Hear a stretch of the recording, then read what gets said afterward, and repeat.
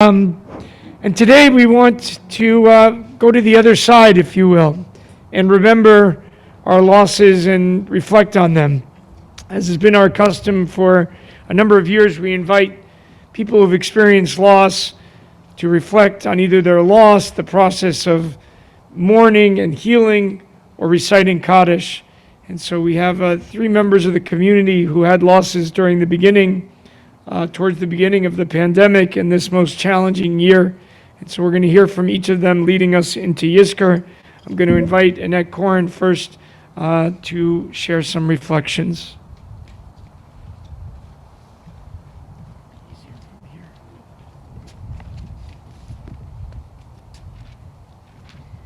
Death and gratitude in the time of Corona.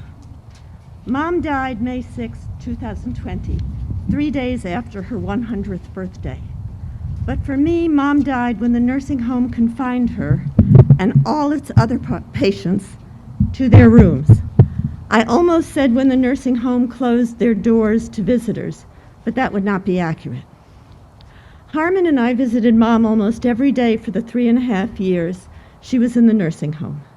Mom was almost always happy to see us, recognizing who we were, and we entertained each other with songs and simple poetry. Mom loved Harmon's doggerel and puns. The staff was kind and mostly attentive to her. For 2.5 years, she was on hospice, and the hospice aide was wonderful. No, I would not have wanted to be living the life Mom was living in the nursing home. But she was kept from physical pain, and usually her pleasure in seeing us would outweigh whatever psychological pain she suffered from her circumstances and her awareness of her dementia. I say that I lost her when she was confined to her room, because at that stage I could no longer speak to her on the phone. While she and other residents were still spending their days in the dining room, the aides or nurses would bring her to the desk and they would connect her to me on the phone. Some even used their personal phones to call me and put her on FaceTime. But that kind of individual attention was impossible once she was confined to her room. And although she had a phone in her room, she had no capacity to use it. This was the hard part. She was 5 miles away from me in Lexington, and yet we could not communicate. Nurses or aides would put the phone in her hands, but they couldn't stay to help her manage the phone. She would turn it upside down or drop it into her lap. I might hear her saying, "Hello, hello, hello," or I would hear her speaking something I couldn't understand.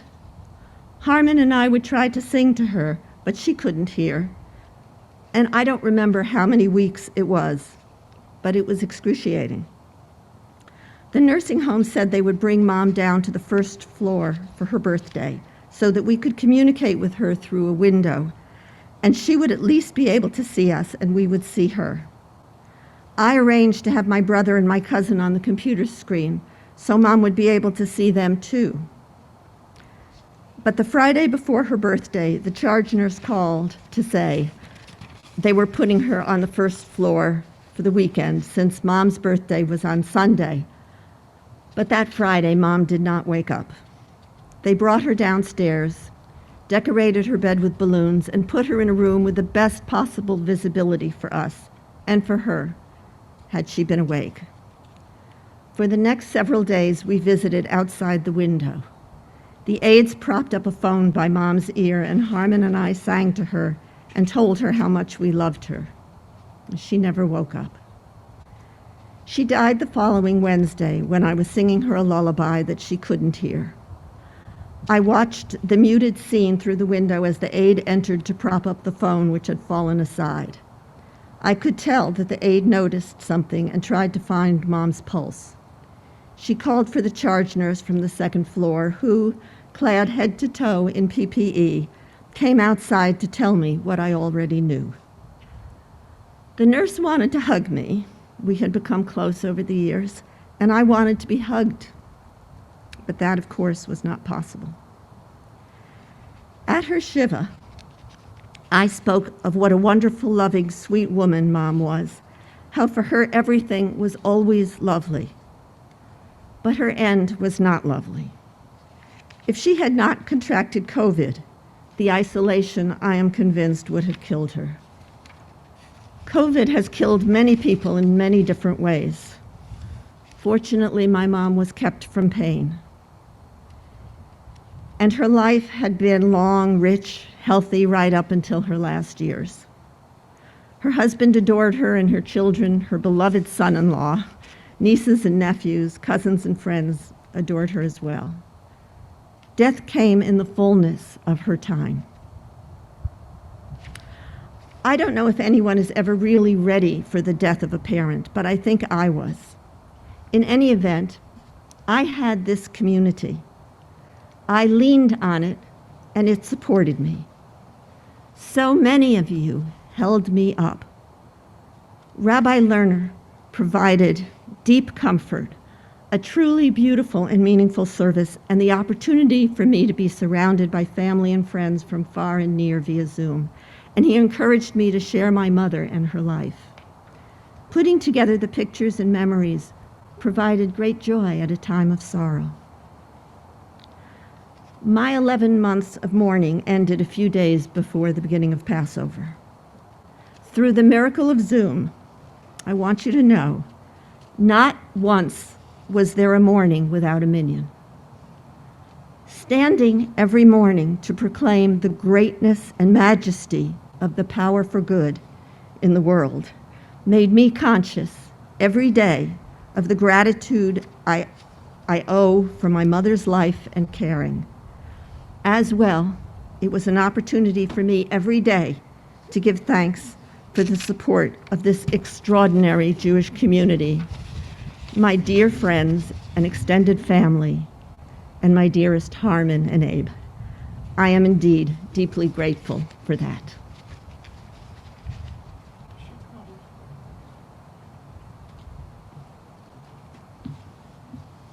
Mr. Koch, to Annette, we're now going to invite Stu Jacobson to share some of his reflections.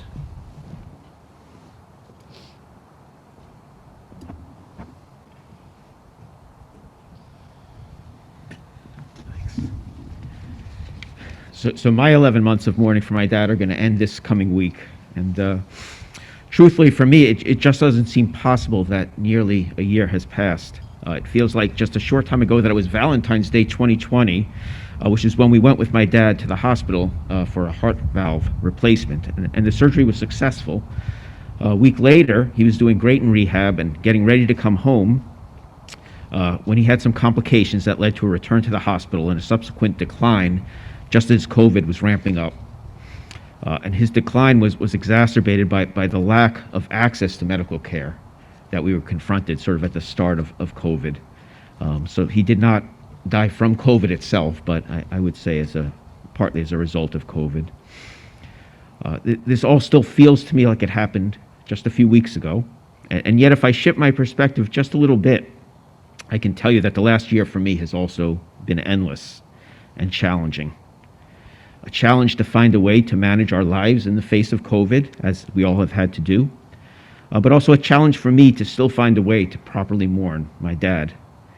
And at the same time, a challenge to care for my mom, who fell and broke her hip on the day that my dad died, and 3 days later had hip replacement surgery from which she woke with dementia and has required 24/7 care, basically, since. It's been a year filled with loss, for me and for so many others. And with all of these challenges, it has really been hard to feel as if I've been able to properly mourn for my dad.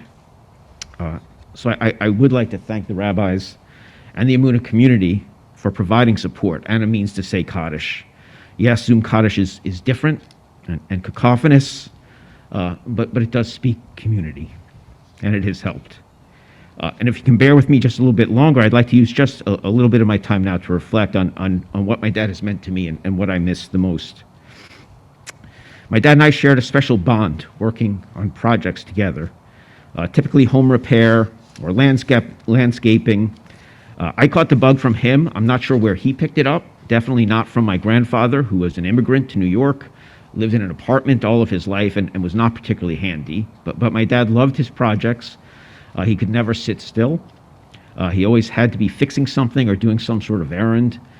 Growing up, and this was before the time of Home Depot and Lowe's, we spent just about every weekend with at least one visit to Rickles. I don't know if they had those up here, but it was basically in New York, a Home Depot precursor.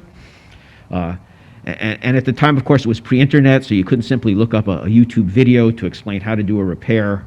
My dad had his Reader's Digest how-to guides, which he would sometimes consult for inspiration at best, but for the most part, he just improvised. Electrical work, plumbing, small engine repair, it was all improvisation. I learned a great deal from him. He often had creative solutions. He was relentless in trying to get things to work again and getting the job done and then moving on to the next task at hand. As I had mentioned at the actual Shiva, the quality of his work was really not so great. And certainly not to code by any means, but he persevered and mostly got things to work. And his wallpapering skills actually were pretty good. Most of his projects were small in scale and not particularly memorable. I tried to think back on a few that stood out to me. I told this at the Shiv as well, this story, but he loved his old snowblower so much that he actually named it. He called it Old Bessie. He used the snowblower for nearly 20 years before the engine finally broke down. And he called me up excited one day to say that he had ordered a bunch of parts, and the next time I was home, we were going to fix it. And we knew nothing about engines at the time, but you know, why not? It was broken. We took it apart. We replaced it all. We put it back together. We put in gas. We started it up. We watched proudly as the engine roared to life. And about a minute later, the engine seized up and it never ran again. But it was a day well spent together. And he never let failure slow him down. And we also had many triumphs along the way. And one other story I like to share is one weekend when I was very young. He decided that he didn't like this small rock that was poking out in the backyard, in the middle of the lawn. So he decided we were going to get rid of it. So he got a shovel, and we dug a bit, and then we dug a bit more around it. And it soon became clear that what had appeared to be a small rock was actually the proverbial tip of the iceberg. Right? But we kept at it, and the hours passed, and the tools we were using multiplied. We had shovels and picks and sledgehammers and ultimately a bunch of 2x4s. And we were finally able to lever it out, and it was big. From my perspective, when I was young, it was gigantic. And I still remember how proud he was. He later took a public speaking class. He was a lawyer. And his talk for the public speaking class was on how together we had persevered and extracted the boulder. It seemed he just had boundless energy from sunup to sundown. He never sat still, and it frankly drove the rest of us crazy at times with his long list of things to do. In their later years, when my sisters were mostly out of the house, my parents built a vacation house for what I think were two main reasons: a place to attract us, the kids, later on the grandchildren, but for the most part, it provided a place for my dad to have an additional set of errands and repairs to do. And every time I visited, he always had his list of projects that he'd been saving to do with me. Gravel work, digging, trimming. Always ladders were involved. It's by some means. And a visit always included fixing one of the sliding glass doors to the deck, which we could never quite master. But watching him creatively fix things was part of what inspired me to become an engineer. And as I learned what I would say the proper way to fix and do things, he actually enjoyed coming up to Lexington to be my assistant on big and small projects. And we had great fun building a treehouse for my kids. He helped me renovate our breezeway. And if there was one defining feature for all the projects we did together, it was that they always took much longer than we expected. No matter how many things we did, it always took longer than we expected. But regardless of whether we succeeded or failed, the time working together was always treasured and would always fly by. Whenever I fixed something around the house, I'd always call him to talk through what I had done. Likewise, he would always call me to describe his latest feat. And it's been hard over the last year not to be able to call him and tell him about my latest home repair triumphs and defeats. I miss him. I'm like him in so many ways. I also struggle to sit still on weekends, working through my list of repairs and errands around the house. It frustrates me how messy and disorganized I can leave my workroom. However, every time I visit my parents' house and see his workspace and his basement, in his garage. I can only nod my head. Family was everything for him. COVID cheated so many of us in so many ways. For my dad, it wasn't just a lack of in-person follow-up care. After he came home from the hospital, COVID, I really think, has cheated him in death as well. My extended family has of course been unable to get together to mourn and celebrate his life for someone for whom family and friends was the most important thing, who experienced so much joy from family gatherings. This would have been such a disappointment for him, as it has been for all of us. So it was, and it continues to be, painful for me, and I know for so many others.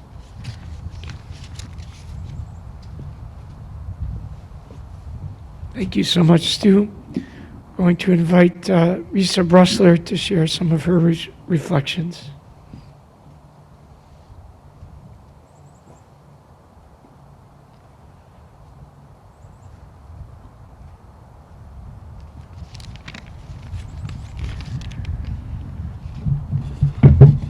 Sorry. I think I have to thank God that it's sunny today, so it gives me an excuse to wear sunglasses, which I appreciate. Chag Sameach. I'd like to start by thanking Rabbi Lerner for asking me to speak today. I've been looking for a way to mark the end of my 11 months of Kaddish for my mother, and today has given me the opportunity to reflect on my journey. My last day to say Kaddish was Wednesday, the 31st. Passover and mourning has been linked for me for more than 20 years. I have 4 yurtzites during the week before Passover, which has become known in my family as Death Week. My father's yurtzeit starts the week. He passed away in April of 1997 and was buried in Detroit, Michigan. When I returned to Boston, I began attending services every Shabbat to say Kaddish. With a 2-year-old and a 5-year-old at that time, and a part-time private practice, daily minyan felt impossible, and I committed myself to attending services every Shabbat. After services on that first Shabbat, many people came over to me to express condolences and share their stories of losing a parent. It felt as though I had joined a club that, although no one wants to be a member, the members are all very supportive. I took great comfort in being in that club for that year. Over the years, I've since come to recognize those congregants who also have yurtzites at the same time that I do. Through my year of saying Kaddish, I came to feel firmly a part of this community. Many people in the congregation might remember my mother, Sylvia Handler, from her time working in the religious school office, from her time volunteering in the Sisterhood gift shop, from her car with the vanity plate that said Zadie, and from attending services, which she did faithfully until she stopped driving at age 90. On the weeks that I did not attend services with her, I would visit her after lunch to hear the latest temple news. Was there a bar or bar mitzvah? Who was there? Who was not? And most importantly, who came over to wish her Shabbat Shalom? This meant so much to her. My mother died on May 13th. We do not know whether she died from congestive heart failure, from being 96, from being COVID positive, or from the isolation from her loved ones. Being COVID positive meant that I could not spend the time with her that I wanted to, even though she lived next door. She passed away at home and in her sleep the way she hoped to.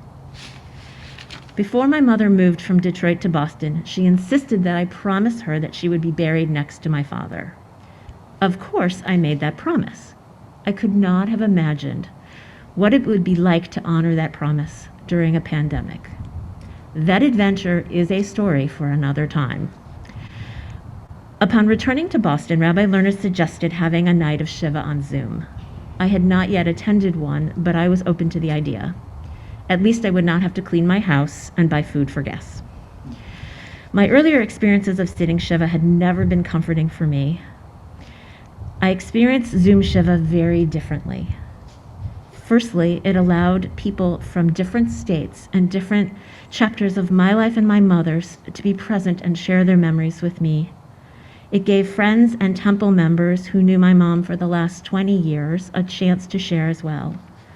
But most importantly, it gave me the chance to reflect on my mother's life in its entirety, not just the challenges of the last couple of years. I then began attending services every day for the Shloshim. Zoom has been so helpful for so many things, but it did not recreate for me that sense of comfort and community that I felt after my father's death.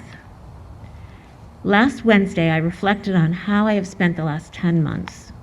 I realized that I created structure for myself by working more, by helping people cope with the pandemic. I have looked for opportunities to donate my mother's belongings to people and to organizations that would be meaningful to her. I have sorted through all her papers and found wonderful treasures like her high school yearbook and her wedding album. I celebrated her birthday by inviting people to eat chocolate, her favorite food, in her honor. I've also begun planning an unveiling, which could offer people like my sister and my sons the opportunity to celebrate her life and achieve closure. As I looked around at Minyan on Wednesday afternoon, and I saw people at many different points in their year of mourning.